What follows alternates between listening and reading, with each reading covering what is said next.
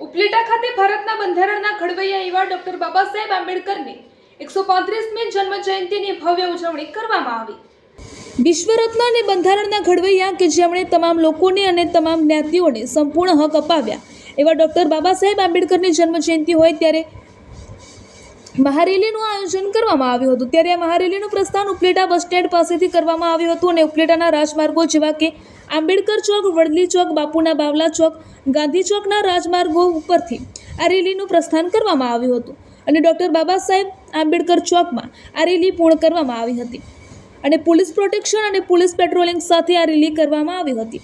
ત્યારે રેલીમાં જય ભીમ, જબ તક સૂરજ ચાંદ રહેગા, બાબા તેરા નામ રહેગાના નારાઓ સાથે આ રેલી નીકળી હતી। ત્યારબાદ બાબા સાહેબના સ્ટેચ્યુ પાસે આવી બાબા સાહેબને ફૂલહાર કરવામાં આવ્યા હતા। ત્યારબાદ આ કાર્યક્રમમાં દલિત સમાજના આગેવાનો, હોદ્દેદારો તેમજ કાર્યકરો અને ભાઈઓ બહેનો મોટી સંખ્યામાં ઉપસ્થિત રહ્યા હતા।